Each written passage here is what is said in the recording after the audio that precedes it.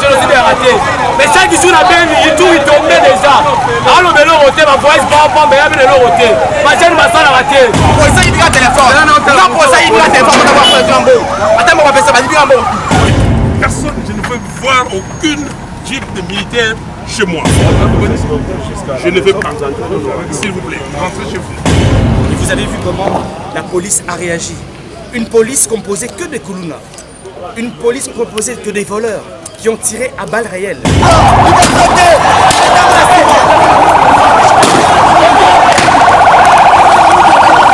Il a tout ni Moutuna Mogo. Pourquoi Babanga a failli? Tamboli peut avoir pouvoir aux pouvoir et la dictature que les même autosaki nango na président Kabila. Il dépêche sur cette manifestation pour encadrer Bango. Pourquoi biso ceux qui faillent le tossé les manifestations? Biso va failli le tossé les manifestations. Bozo panzabiso, bozo metabasasi ya solo pona nini? Un policier qui va être congolais. Bango sera Félix Tshisekedi. Attends que tu congolais. Est-ce que tu as été aussi laté? Bali comme menacer sur le pour la reste. Ya non. Basali tout ba empêcher biso de manger. Bakagi va tomber sous. Bakagi 24 personnes. Ma maman va blessée.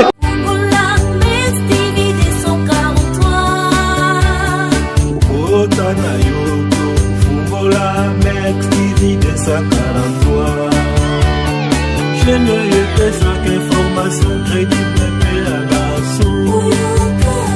Et ça l'est nous au bilomi.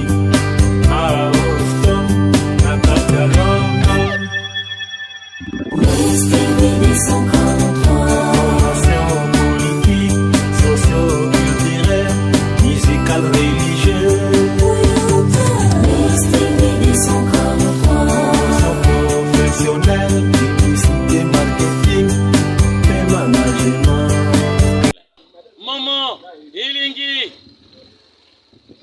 Oyo Nyoso, Alingaka, Mobikisi na bengi bino awa, na Mes TV 243, Mes TV 243, Kobukanate, Okomona ngai Mobikisi, Okomona Mwanze ya Loyembo. Talandengi ya Yembeli Bino. STV 243, s'abonnez massivement. S'abonnez massivement. Mobikisi Mwangai. Ah, Tikizalaki, Elengi ya Loyembo na yo, na MS 243, tala, esikaba komi s'abonner na rouge, kamatali sapi, Oyolemboule la kasupu ya madesu, Tobika. Mote balangi ya Mes TV 243 partout bozali en direct na commune ya Masina na marche ya Lamuka. Tozobotala ndenge population partout bozali. En tout cas ya mingi ezali ke bozabona mino moko population nde baza koza sima ya président Eli Martin Fayulu ndenge bazolela pona makambo ya. Ouais, bosala boye. Pour la mort, pour la sécurité à l'Est. Bateau de mission gaz. Ma policière qui va être congolais. Bango sera Félix Tshisekedi. Attends que tu es congolais. Et sécurité à l'Est est aussi laté. Bali comme menacer sur le pour la Est. Quand on voulait tirer sur quand on merci. Basali tout ba empêcher biso de manger. Policier, arrêtez de moi. Arrêtez de la leçon. On s'allie. Quand c'est ma famille. Ça la marche à la mouche. Quoi? Toye pas de comme ça, de marcher pour la bango. Dona mana bango. To samboka. To iba na ngasani. Tino komya. Bagazi. Na ye. Ndena mesana. Ndena libanda. Les jours ya vote. Na libanda pour le président Martin Fayulu. Aigle Aoumela. Natika mwana nga 9 mois ndaku. Oui, merci. Ministre. Les gens qui m'ont mingi moi je simbi bakini mangu. Moi je simbi te. Ba beti biso ba perdu. Basi ba gazi. Ba kagi ba to mosusu. Ba kagi 24 personnes. Ba maman belle ba blessé. Oui, merci. Leader.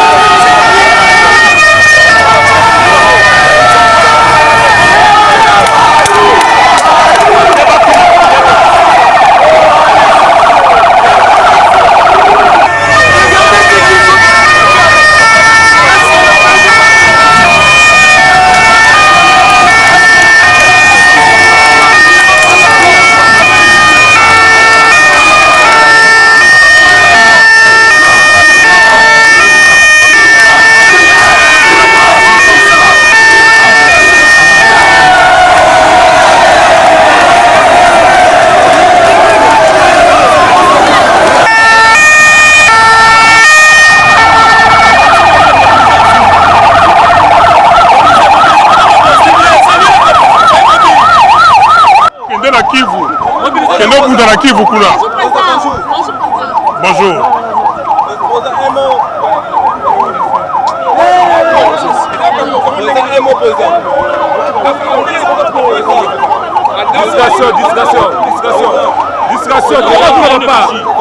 Discrétion.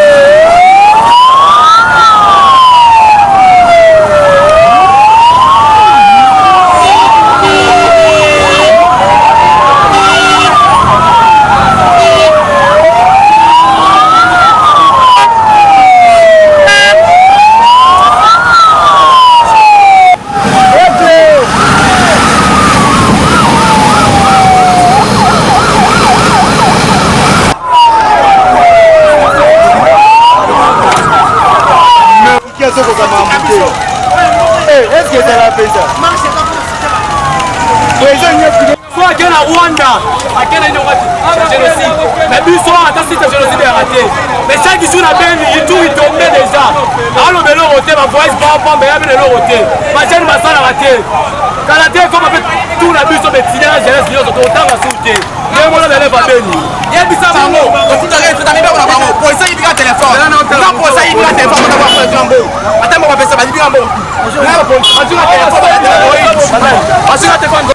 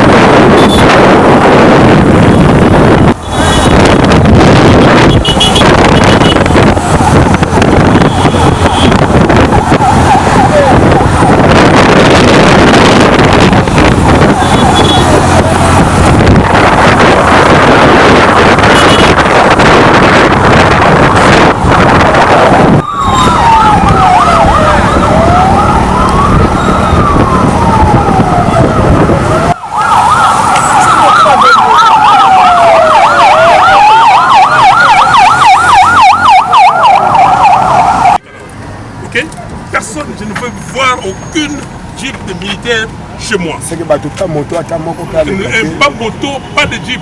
Oui. Mais non, mais ça sont mes gens. Pas sont vos gens. Mais vous allez les accompagner. Je ne vais pas. S'il vous plaît, rentrez chez vous. À partir d'ici, Chef, on a déjà fait ce qu'il faut.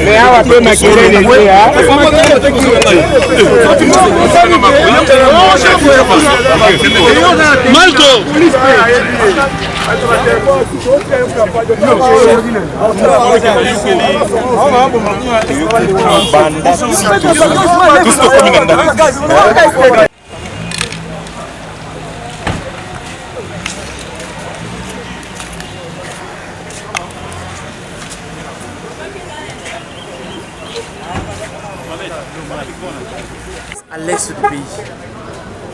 En ce moment, il y a des Congolais qu'on est en train d'exterminer sous la barbe de la communauté internationale.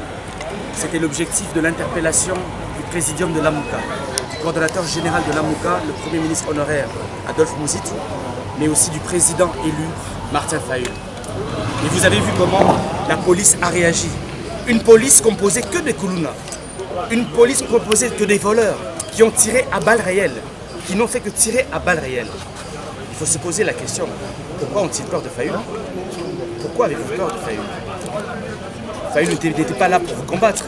Il est allé pour défendre les intérêts des populations de l'Est du pays. Pourquoi avez-vous peur de Fayulu?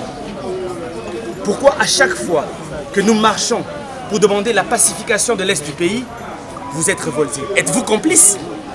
Je pense qu'il y a des complices aujourd'hui dans ce pouvoir. Parce que je ne peux pas comprendre qu'on ait massacré plus de 10 millions de Congolais et que quand on réagit, on nous envoie une police qui vient tabasser, humilier des gens, voler des téléphones, tirer à balles réelles. C'est vraiment triste. Mais nous allons continuer notre combat. Et un jour, bien sûr, nous allons faire des réformes pour avoir une police digne de ce nom et une armée digne de ce nom qui sera capable de défendre les intérêts de ce pays. Merci. Alors, même message dans Lingala, c'est possible. Mingi na motema présidium à Lamuka esengaki na population ya Congo totambola lelo le 24 avril en solidarité na bandeko na biso oyo bazali na est pays. Vous le savez très bien que ça fait plus de 20 ans bazoboma ba Congolais tous les jours. Plus de 10 millions de Congolais sont décédés.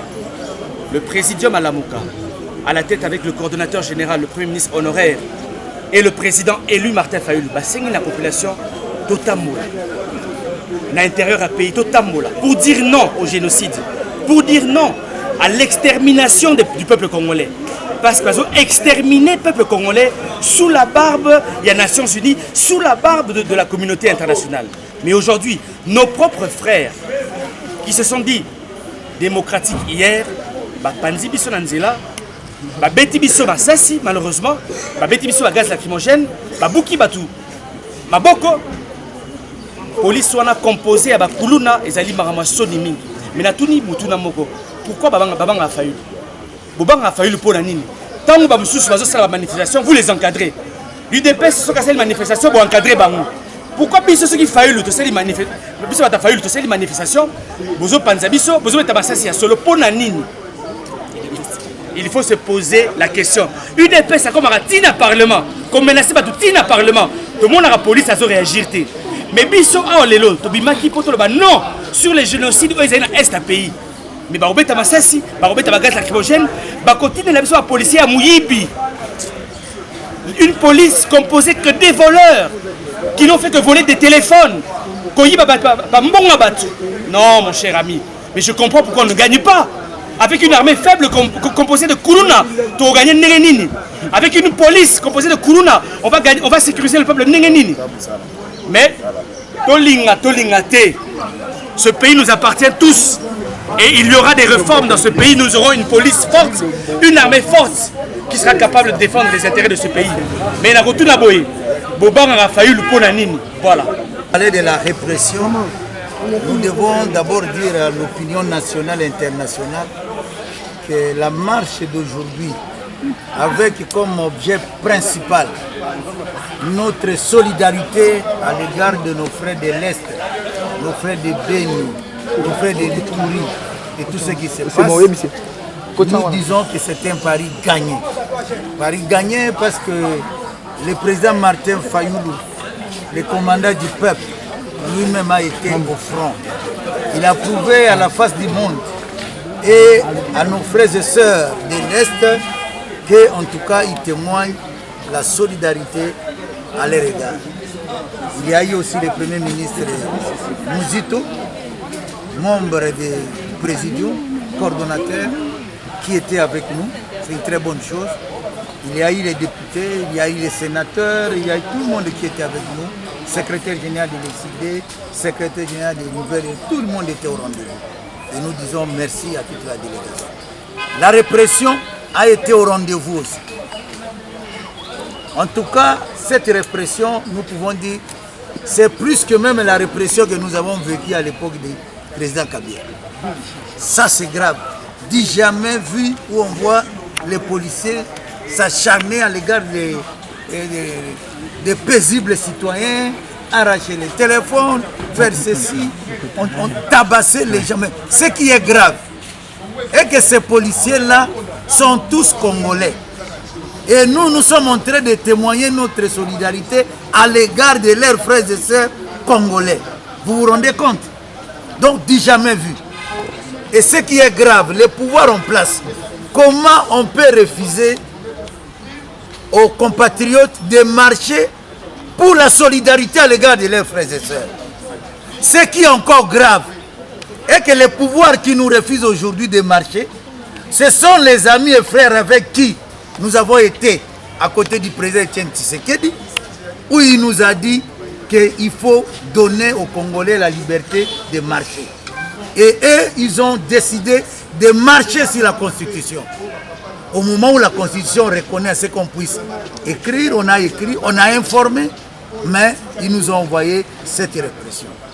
On a compris que le pouvoir de l'union sacrée, le pouvoir de l'union dite sacrée, c'est ce pouvoir-là où aujourd'hui on dit toute la concentration du pouvoir autour d'une personne, c'est-à-dire la dictature autour du président Félix Tshisekedi. Et c'est ce qu'on a vécu aujourd'hui. Est-ce que ce n'était pas si forte aujourd'hui la répression par rapport à son retour? Non, c'est-à-dire ce qui est grave est qu'aujourd'hui on nous interdit de marcher, mais on favorise à d'autres formations politiques d'organiser des marches.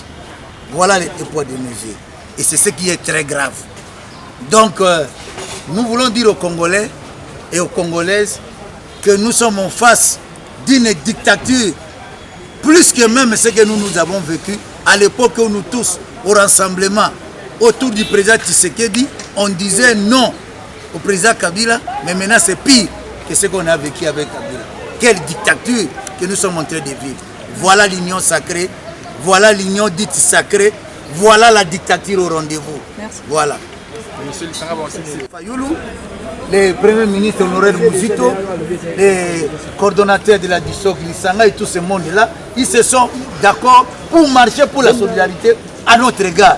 Et le pouvoir a dit niet. Ils ont compris notre solidarité et ils ont vu comment on nous a opposé cette forte répression. Et malgré ça, nous avons bravé la répression et nous avons marché quand même.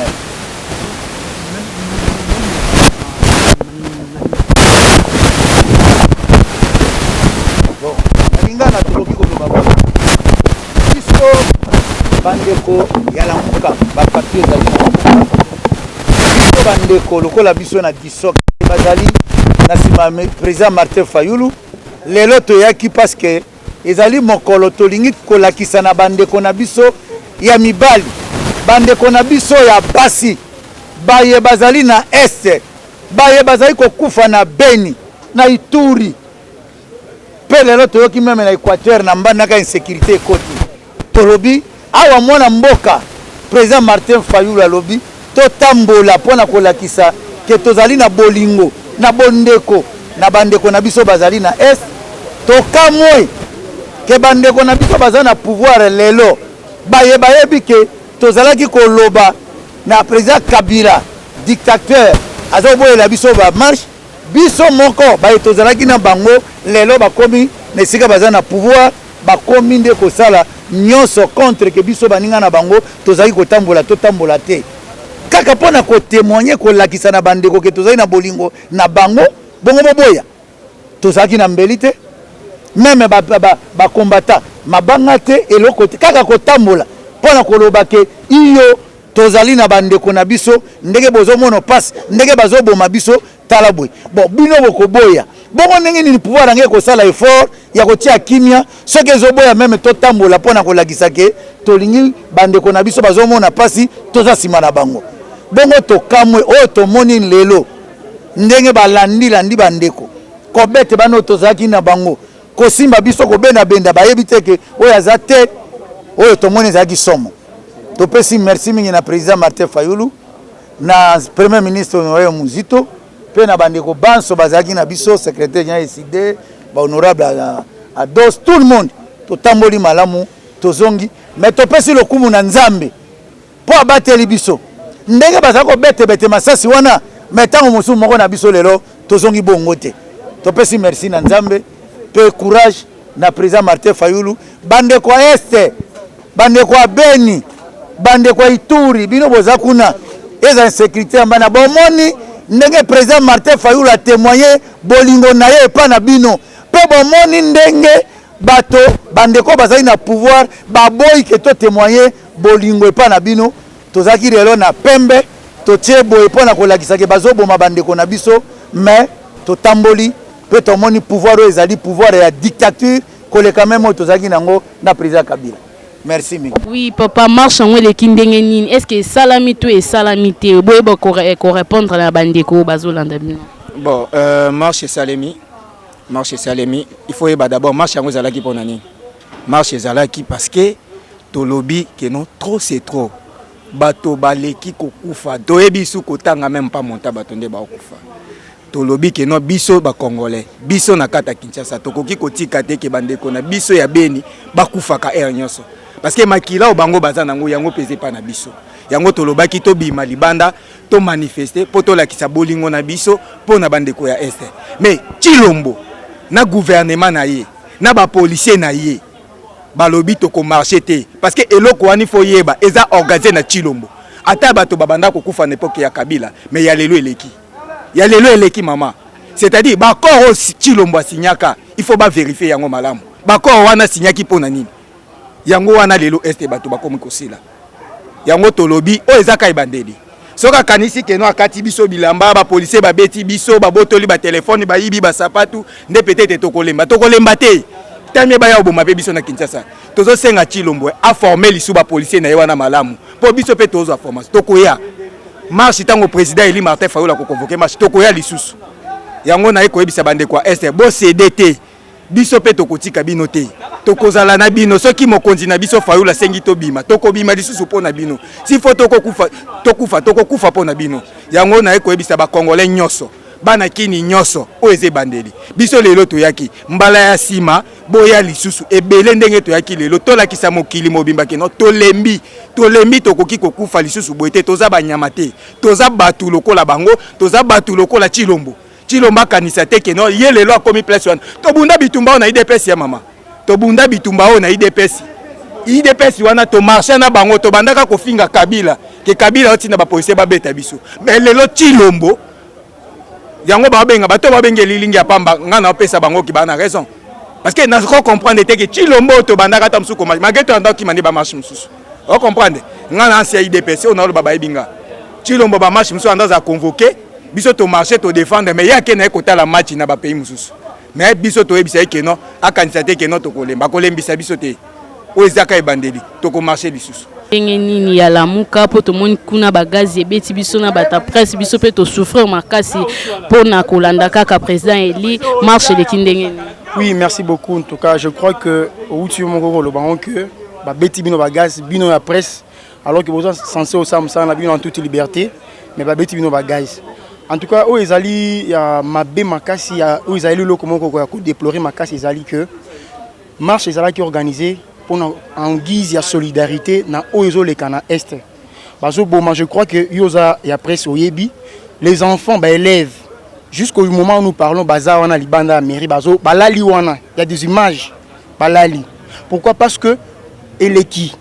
Ataba Bomaka, mais Eleki. Voilà pourquoi est-ce que le président Eli avait voulu témoigner solidarité avec l'ensemble des Congolais que tout ça la marche pour nous que nous on est ensemble avec eux. Pour nous que nos solidarité bolingo tous en bango, tous en ango pour na bango. Mais ce qui est étonnant de voir la manière dont les policiers réprimer marche à telle enseigne que comme poto la batu comme yiba batu biloko, mais c'est inadmissible. Qu'on se demande aujourd'hui est-ce que au bazar na est ils ont des régimes actuels, ils ont bango, tous ont marché pour nous témoigner solidarité na bango. Na yebite bino botambo na yebite batunyo sur marché lelo et bela ba Congo ba marché lelo, bazaki na manduki, bazaki na machette, bazaki je ne sais pas. Et puis régime o makamba ba osala lelo lobby to marché na bango. Moi je me rappelle toujours le Sphinx disait toujours que il faut to bunda pour la démocratie pour que ba Congolais ba retrouver vraiment vraie démocratie. Mais oh, tout le monde a le lobby, le peuple d'abord. Le peuple d'abord, na est. Le peuple d'abord, il y a Kinshasa pour réprimer ma marche. Oh, ils ont premier épisode. Et si les bon côté, tant que le massacre on continue dans est, na bande qu'on a biso toujours dans zela pour témoigner compassion. Oh, tous en pour lingo, tous en envers bango. Et puis le régime actuel aussi pense que c'est la manière dont on va réprimer le lobby. Nous on va aussi continuer jusqu'à ce que la communauté internationale acte de manière à ce que les Ganambo qu'on a vu sur l'Est et si là qui maison en Est et l'autre tout ça il marche à l'élo yangoana qui mis en Est batika ko massacrer bande qu'on a biso bino boza presse je n'ai pas trop à vous dire par rapport aux autres boza na image mais tant que tu le décideras de la manière dont a décidé l'élo ba réprimer biso te retikate to continuer ba ko kanga ba ko lemba tant que bazo bo mana Est biso peut on continuer quand marcher jusqu'à ce que vrai paix alors s'installer dans l'Est, dans le Canabiso, n'est pas arrêter dans la marche. Pour parler de la solidarité, dans le Canabiso à l'Est. Merci, chers internautes. Balandi MS TVDSA 43, partout Bozali. Lelo Tokitaki na marche ya la Muka ya président Eli Martin Fayulu na cadre ya magazine na biso masolo ya mboka bisika tozalaki elongona Douglas Picture azalaki wana sima pona kozwa ba image na cadre ya marche na biso ndenge elekaki pe a tozali na kati ya Faden Rose na palais ya président Eli Martin Fayulu.